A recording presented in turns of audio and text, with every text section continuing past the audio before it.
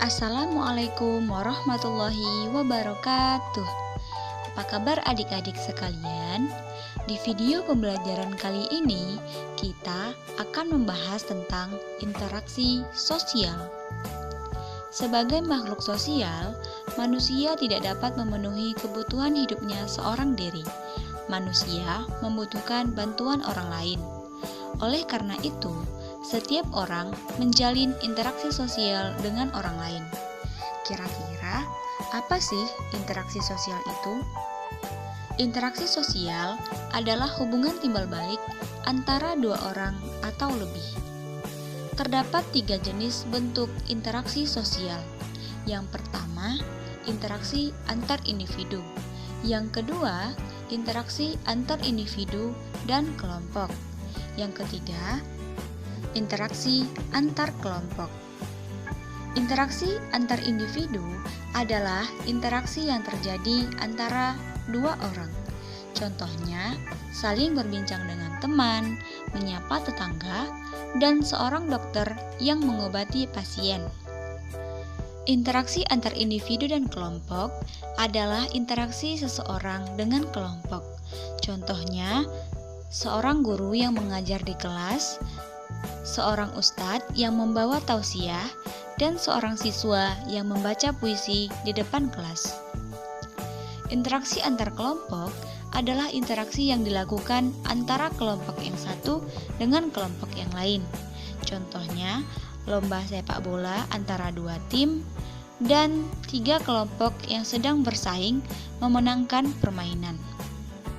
Adik-adik, terkadang interaksi sosial tidak selamanya berdampak baik. Hal ini dikarenakan adanya perbedaan antara individu ataupun kelompok. Jika kita perhatikan gambar A merupakan interaksi yang mengarah kepada persatuan.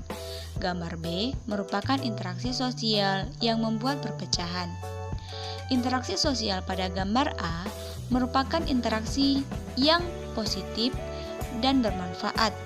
Sedangkan interaksi sosial pada gambar B merupakan interaksi negatif dan dapat merugikan kedua belah pihak.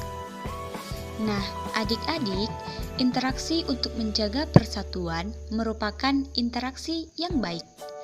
Dengan menjaga interaksi yang baik antara semua masyarakat dan segala aspek kehidupan seperti ekonomi, sosial, budaya, maupun politik, maka diharapkan dapat mendukung pembangunan nasional.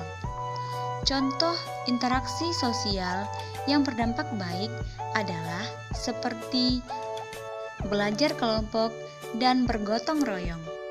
Setiap anggota masyarakat menjalin interaksi untuk mencapai tujuan bersama.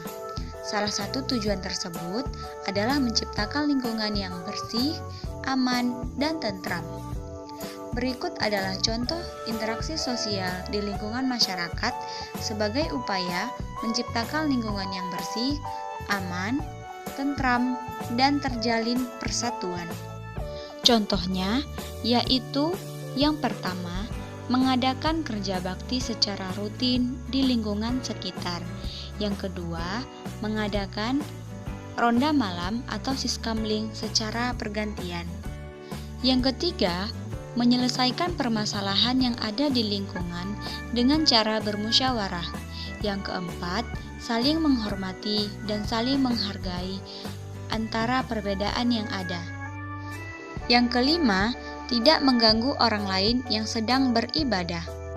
Yang keenam, menjunjung tinggi toleransi beragama antar umat beragama. Yang ketujuh, tolong-menolong dengan warga sekitar. Dan yang kedelapan, mengadakan perlombaan atau kegiatan yang dapat meningkatkan kebersamaan.